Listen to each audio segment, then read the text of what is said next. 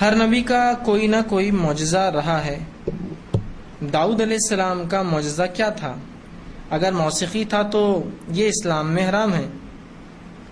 واضح کیجیے. کسی نے ایک سوال کیا کہ داؤد علیہ السلام کا کیا معجزہ تھا. ایک عجیب بات ہے کہ مسلمان اپنے دین اور شریعت کو فلموں سے سیکھتے ہیں. بہت سے مسلمانوں نے بہت سے احکامات فلموں میں ہی دیکھے جو کہ ان کو پتا نہیں تھا.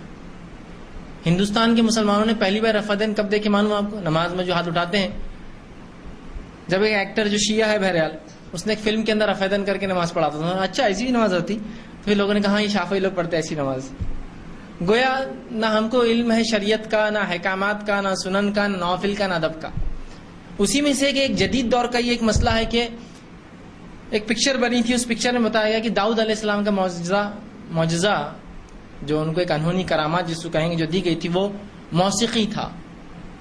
لہٰذا نیٹ پر بہت ہوتا ہے، یہ بہت سے میسیجز آتے ہیں، ای میلز آتے ہیں کہ اگر ایسا ہے تو پھر یہ تو حرام موسیقی، یہ کیسا ہو سکتا ہے. تھوڑا سا ہم خود عقل لڑا لے تو یہ مسئلہ آئے گا ہی نہیں ہمارے سامنے. اگر کسی نبی کا معجزہ موسیقی ہوگا بھی ہے نہیں ہوگا بھی تو کیا یہ سڑی ہوئی موسیقی ہوگا؟ ایک نبی کی شان کے اعتبار سے سوچنا پڑے گا نا. اس کی ذات کو جو زیبا اور لائق ہوگا اس کے اعتبار سے سوچنا پڑے گا، ہے نا. تو کسی نبی کا معجزہ کبھی موسیقی نہیں تھا، کسی نبی کا نہیں تھا. اب داؤد علیہ السلام کا کیا تھا؟ ناصر الدین شاہ نے بولے، اب سننا تو پڑے گا نا. عالم دین ہے بہت بڑے، پکچر میں بولے انہوں نے بات، تو اب تو ہمارے ذہن میں گھر کر کے عالم کی بات جلدی سمجھ میں نہیں آئیں گی، ہیرو کی بات بہت جلدی سمجھ میں آتی ہے نا. بہت سے مسلمانوں کو بہت سی چیزوں کا علم نہیں تھا. شاہ رخ خان جب بولا ٹی وی شو پر تو جب سمجھا مسلمانوں کو ڈٹ کر ہم نے بولنا چاہیے ہم مسلمان ہیں نا. اس کا ایمان اس کے ساتھ، لیکن بہرحال ٹی وی پہ اس نے بڑا ڈٹ کے بولا یہ چیز کہ مجھے شرم نہیں ہے اسلام اور مسلمان اپنے آپ کو بولنے میں. تو مسلمان کو بڑا فخر ہوا، اچھا مطلب بولنا چاہیے.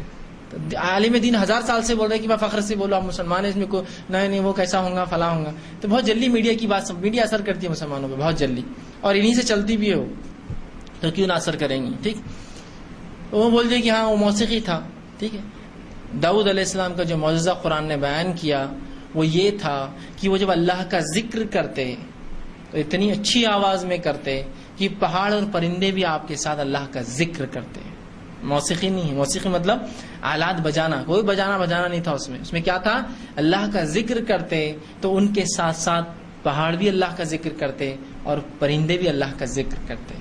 تو موسیقی کہاں سے آئی؟ یہاں ذکر کرتے، تلاوت کرتے. آپ جب زبور کی تو جو ہے اتنی اچھی آواز آپ کو اللہ نے دی تھی کہ تمام چیزیں آپ کے ساتھ، پہاڑ بھی تلاوت کرتے اور چرند پرند بالخصوص پرندے آپ کے ساتھ جو ہے تلاوت کرتے. یہ آپ کا معجزہ تھا، بس یہ تھا. اور دوسرا تھا کہ اللہ نے آپ کے ہاتھوں میں صلاحیت دی تھی کہ تانبا جو تھا، پیتل جو تھا، لوہا تھا، آپ کے ہاتھ میں نرم ہو جاتا آ کر، تو آپ جو چاہے اس کو شکل دے دیتے تھے، جو چاہے شکل. رسول نے فرمایا داؤد ہی پہلے نبی تھے جس نے بختر بنایا، سینے پہ جو آتا نا اپنے حفاظت کے لیے پہنتے ہیں جنگ میں.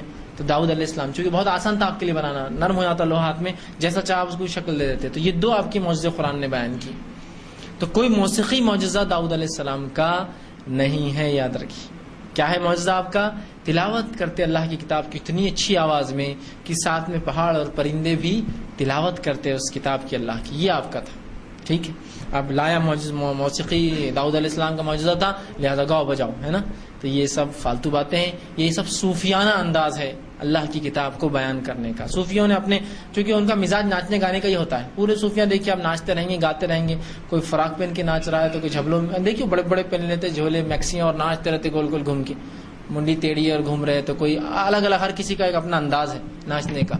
ٹھیک ہے. اور ناچ رہے ہیں اور پھر ہر قسم کی قباحت اور برائیاں اس کے اندر ہیں.